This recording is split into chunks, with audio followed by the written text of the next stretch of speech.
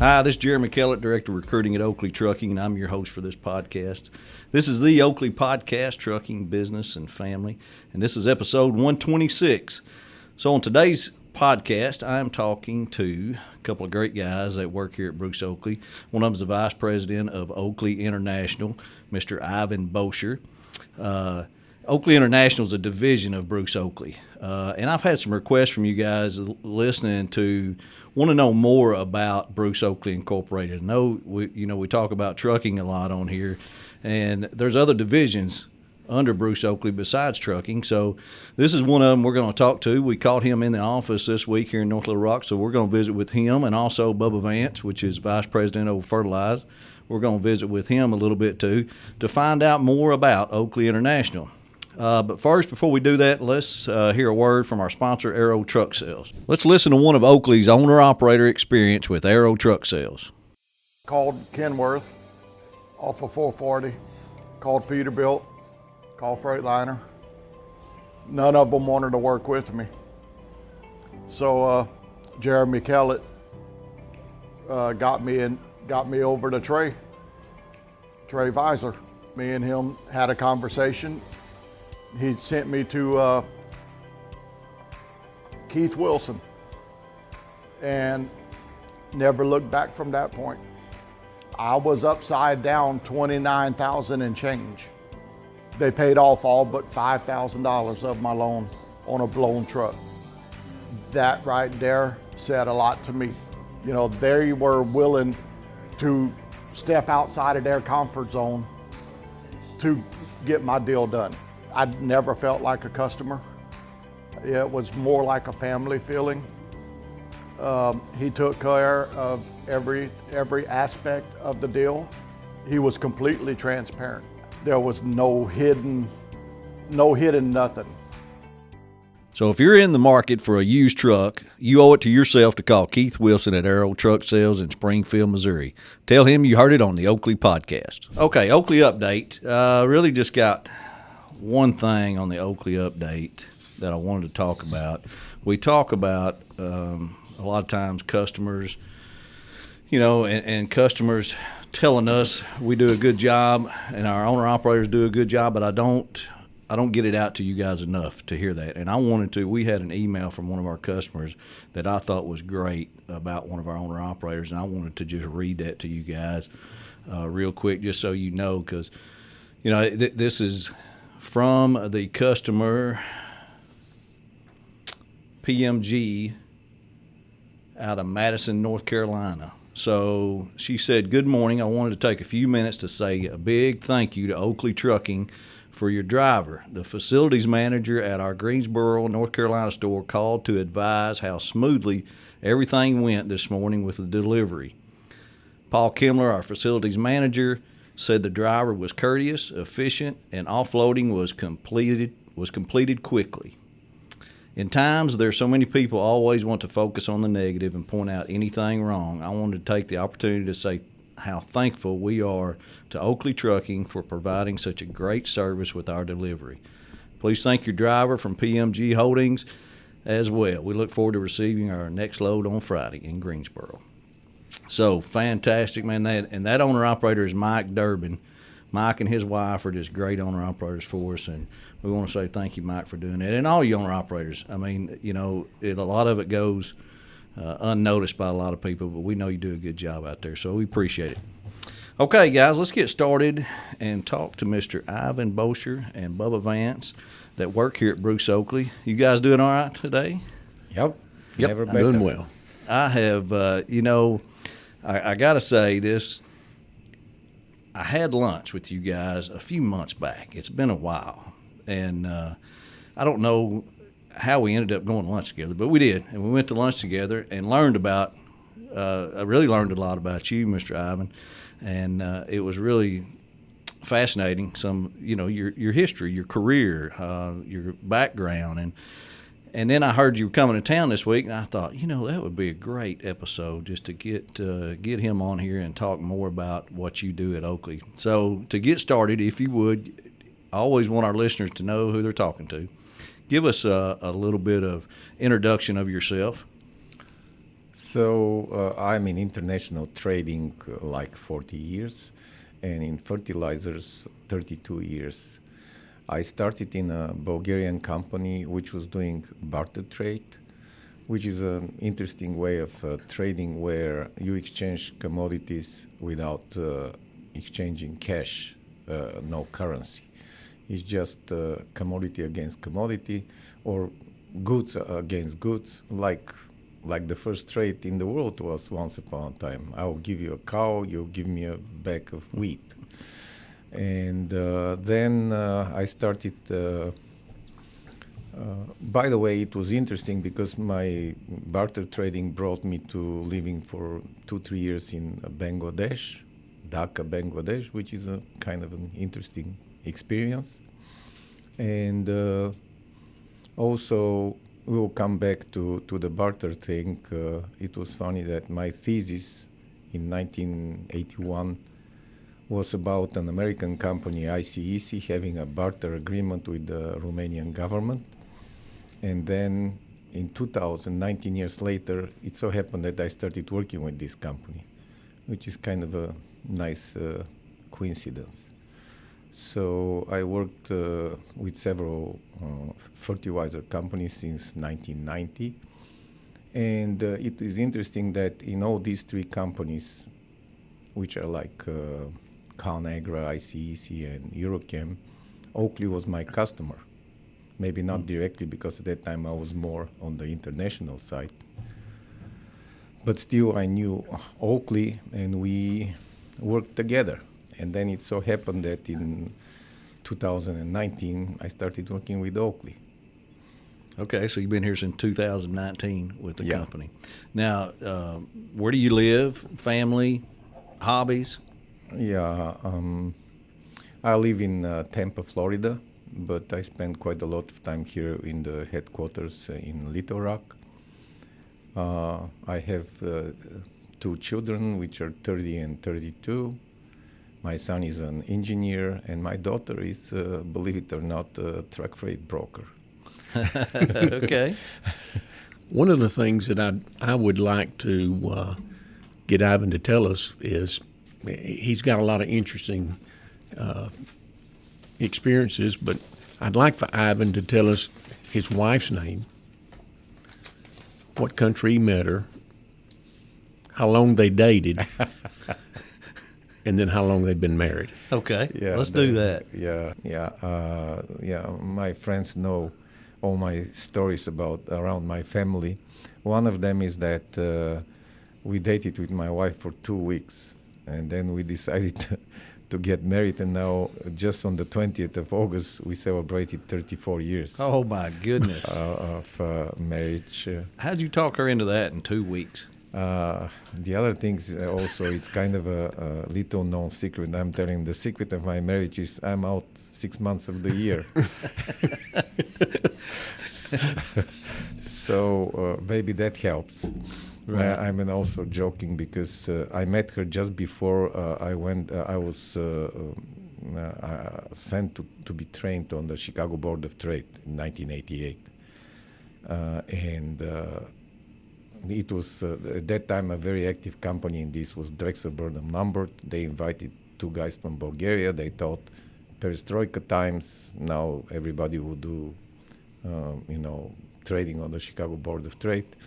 It didn't happen exactly like that, but I was calling her every day, and we were talking for 1 hour from Chicago. And then this company, Drexel Burnham Lambert, they went bankrupt, so I really suspect that this will be my phone calls, a big phone bill. Yeah, that's what broke him, wasn't it? He's on the phone an hour. Because she was where? She was back in Bulgaria. And that's where both of y'all are from? Yeah. Oh. And as I told you, we met 2 weeks before that, and then I told her I'm leaving for the United States. I'll be back on the 7th of July, and we're getting married on the 20th of August. And that's how it happened. Simple. Just gonna tell her how that's the way it is, Bubba. 2 weeks. 2 weeks. Love at first sight. That's the way it is. So, do you still have family in Bulgaria? From the close family, it's only her mother and her sister and my sister.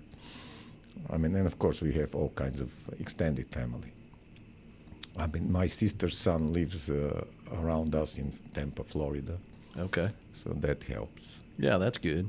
Being in the business for that long, I guess you've been in there 30, 40 years, you said.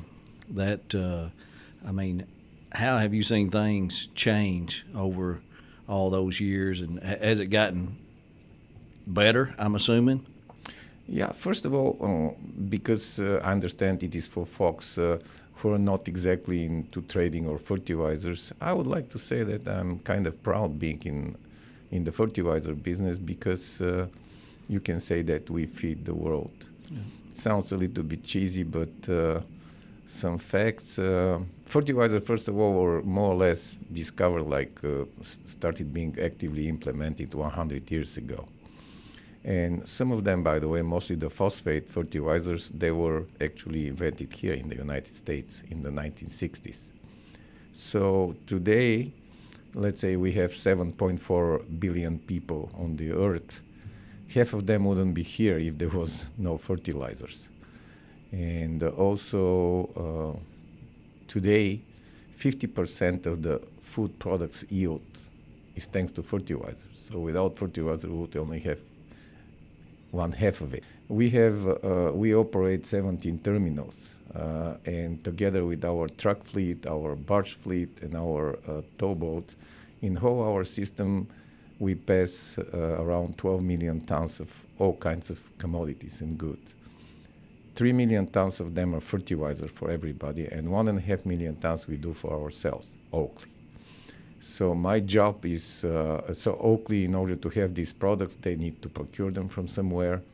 A big part of them are being procured here domestically, but also a big part we buy abroad.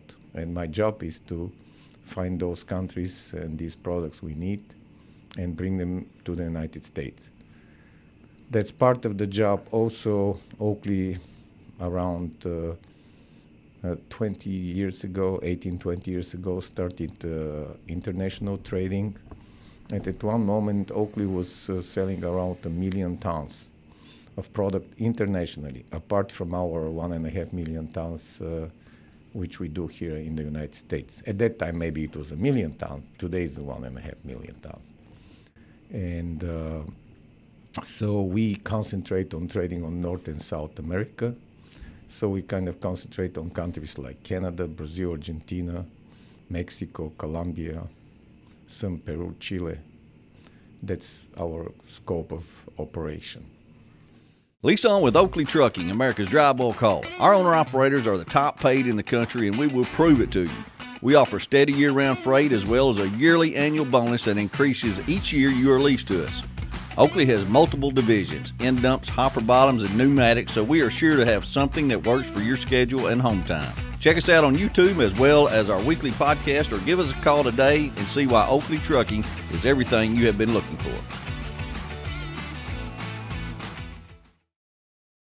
Ivan, why don't you tell them some of the countries that you go to and that you originate some of this product from? Yeah, that was the thing I wanted to explain. So we buy product from a big range of countries. Let's say, I mean, not in the order of importance, but we buy from Jordan, we buy from Tunisia, we buy from Egypt, Nigeria, Russia, Bulgaria. What else? Yeah, more or less. China. And then what's your two countries that you always say are my favorite? China and Brazil. No, where we do the urea. Uzbekistan. Oh, yeah, Turkmenistan. These are, Bubba's favorite sources, Turkmenistan, Uzbekistan, Azerbaijan. This is especially... Say that again. Say that again. Every stand we buy. Because of the international situation, especially with the trickiness of the Russian origins, now we go for alternative origins. So we buy from Turkmenistan, Uzbekistan, Azerbaijan. These are former Soviet Union countries which are now independent countries, and we load in the Black Sea. Can you spell that, Miles? I can spell Uzbekistan. Okay, question for you, Bubba. Yes, sir. Where did you find this man at? I met him through industry meetings. Our industry has, they call it a TFI meeting and a Southwestern meeting, and they meet twice a year. And these meetings will have 1,700 to 2,000 people from all countries that are in the fertilizer industry there. And I met him at one of those conventions. I don't remember which country it was in at the time, or, it's been, I've known him for at least 20 years. Oh, okay. And as I told you, in my previous companies, Oakley was an important customer. Okay. For ConAgra, then for ICEC a little bit, and then when I was Eurochem, I was selling quite a lot to Oakley. Now, do you travel like within a given year, Ivan? How many countries do you visit? That's a good question. Now COVID slowed it down a little bit, Right. but usually in a normal year, pre-COVID, I'll be on the road maybe 6 months a year, Wow. and which brings some fatigue, but also all kinds of stories and interesting things happening. How about some interesting stories? You got any of those? I was thinking which one. First of all, maybe one which is not exactly work related, but it was because on my way to my workplace in 1990, on the August 2nd, 1990, I was in Kuwait with my family when Iraq invaded Kuwait. Oh my! So that was some kind of experience, I would say. And of course, there was another long story how we got out of there and came back and so on. That's as far that is kind from, I would say, more personal. Then we have all kinds of after so many years of selling, and mostly I was dealing with vessels, with ships. And we had all kinds of interesting things happening with those ships. I was wondering which story is more interesting. Maybe one is that one time I had a vessel headed for Bangladesh, and it hit a mine in the Red Sea and sank. And actually, this mine was from the war between Iran and Iraq. So before even Iraq invaded Kuwait. It was a previous war. So it was a mine? Yeah, it was a mine which was floating in the water, and it sank the ship. Oh my gosh! Which then was, not to go into technical details, but the insurance which the party which was supposed to insure the vessel didn't include war risk. And because the vessel hit... There's always that exclusion. There's always that exclusion. So at the end, somebody didn't get their money. The vessel sank, and this was one interesting thing. Wow. That was, and when was that? That was a long time ago? It was in the 90s. 90s, yeah. But the other interesting, for example, it didn't happen to us as Oakley, but we've seen other companies, kind of our partners in the business, being affected by the Somali pirates. Some of the vessels heading towards the United States were actually, invaded and really forced to pay ransom. These were fertilizers coming to the like States. That movie. I watched that movie with Tom Hanks. Exactly. That's kind of like that. Huh? Yeah. Let's take a quick break and listen to our sponsor, Lube Zone. You've been hearing me talk about Lube Zone for a couple of years now. Well, now it's time you hear from one of our owner-operators. Listen to Mike Durbin talk about his experience with Lube Zone. The price is great. The service is great. But from the time when I pulled in the door to the time I pulled out was less than an hour. Best I've ever had as far as an owner-operator, had my oil changed. Checked the oil. They showed me the oil. They did all the portion on the wrenches, showed me my rear end oil on the paper, and they did their job. It was very nice to go somewhere, get what you wanted done, and go. I was very pleased with it. And like I said, very satisfied. I will go out of my way from now on to go there. Check out lubezone.com for all their services and all their locations, and tell them you heard it on the Oakley Podcast. Okay. Y'all good? Yep, we're good. So, you talking about traveling all these, to all these countries, makes me want to ask you if it's as hard as it looks coming in and out of the airports of all these countries, because, and I'm going to ask you why, because me and my wife have got addicted to Catch a Smuggler TV episodes. I don't know if you've watched this, but they're always coming out of these crazy countries, and some of them like you're naming, and I mean, they are watching them, and they've got them picked out. And do you ever have any problems? I mean, is it pretty easy to get in and out of these countries? I started really actively trading in the early 80s, and at that time, I remember I had the three things rule. You have to have your passport, your yellow book, that's your vaccinations, because you're going to some kind, so you have to have yellow fever, I don't know what else, three important vaccinations, and then your cash. These are not ticket and cash. These are my things I'm thinking, this I have to do for traveling. And I thought at that time, traveling is complicated. Yeah, it really became complicated a little bit later. Of course, I dealt with lost luggage many times. But honestly, at security checks, not that much, to be honest. And of course, now COVID added. No, actually, it was for terrorism, and then COVID. So nowadays, it's really, really a headache to travel. But we are learning how to do it. And, shorter trips, main rule, not checked in luggage. Just, you go with small luggage and carry on, and that helps. But now, Ivan, am I correct? You, as an American citizen today, you have a passport, a U.S. passport. Yeah. Were you allowed to keep your Bulgarian passport? Yes. Actually, when I was sourcing for CalNiagara, my Bulgarian passport was easier to go to Ukraine and Russia.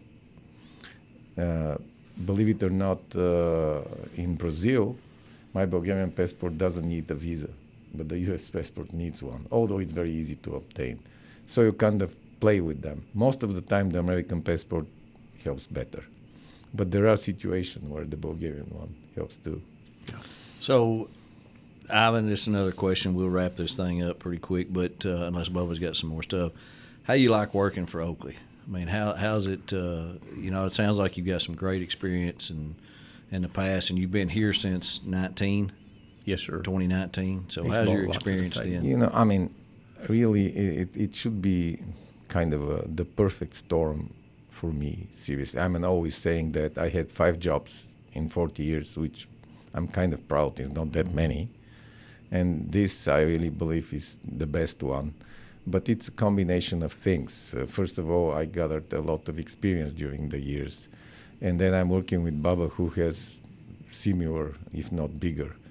And also the way Oakley conducts business, I really think that's the best way. What do you mean by that? First, for example, because I worked in big corporations, smaller companies, is our flexibility. We can take a decision in 0 time. We have partners in this business, which in order to take a decision, they have to have 3 video calls and I don't know how many discussions.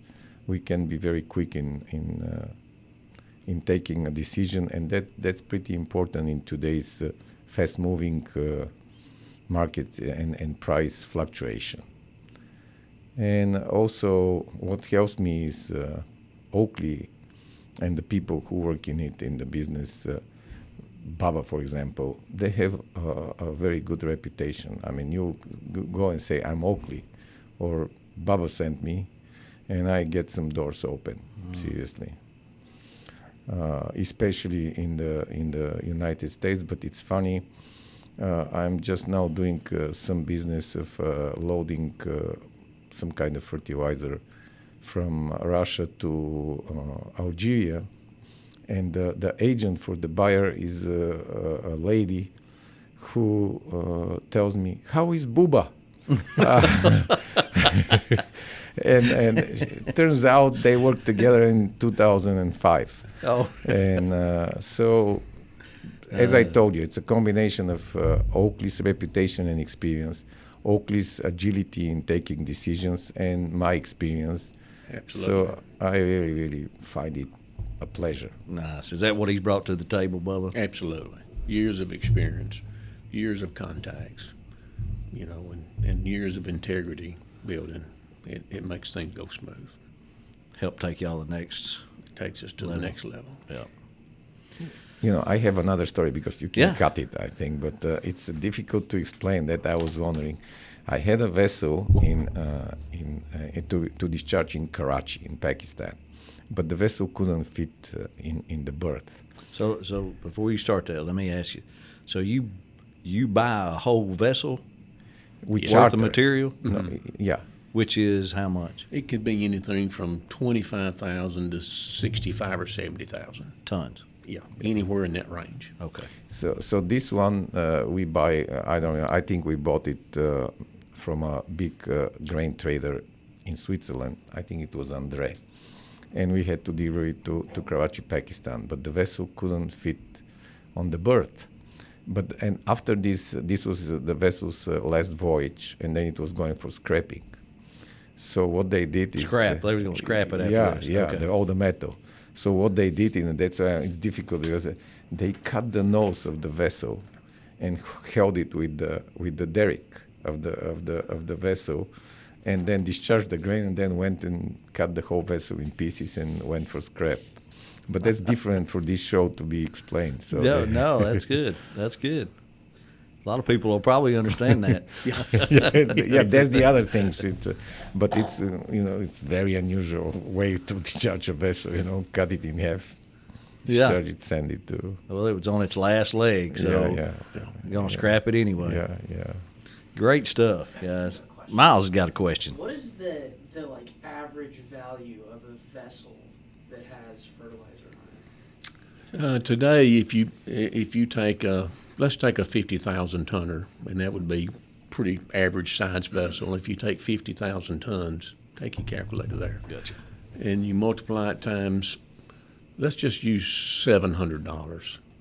That would be a pretty round number. 35 million. There you go. And that, by the way, is a problem because years ago this could be 15 million, and nowadays, in business people operate with credit lines and with allowances for positioning and financial, and what you could do, with the same amount of money you could do 3 vessels 15 years ago. Today it will only be enough for you for 1 vessel. And the banks are watching you. They're watching your credit limits and everything. So do you get any night's sleep when a vessel is actually going from point A to point B? Or are you constantly like trying to track it? Where's it at? Can I talk to the captain? Yeah, the bigger things which make us not sleep. It's if you take a position, which we try to have calculated risk and everything, but every now and then, in business, you take a position with the limits, what we decided to be our risk limits. And let's say you buy something in expectation that it will go up, and then you will sell it and make a bunch of money. Yeah, but instead of going up, it goes down, or you have to not sleep for a month until it gets where you want it. So you lose more night's sleep over the price than you do the actual voyage. Yeah. What was the name of this, the Mexican golfer? Very funny guy.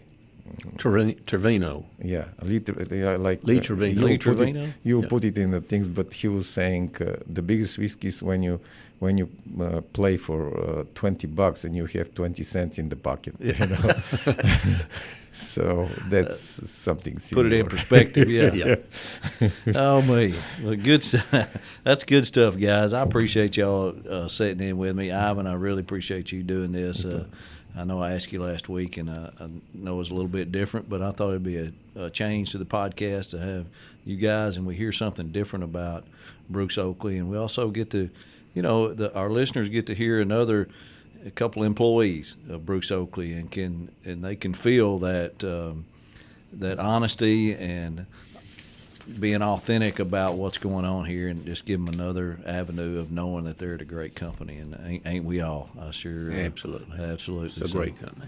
I appreciate Pleasure. y'all doing it, joining me, and as always, you guys subscribe on YouTube with us, comment, give us a thumbs up on that. We really try to do this to get good information out to you, and we're going to keep doing it every week and come up with good stuff. So let us know if you got anything you want to hear, and once again, we'll talk to you next week. Thanks.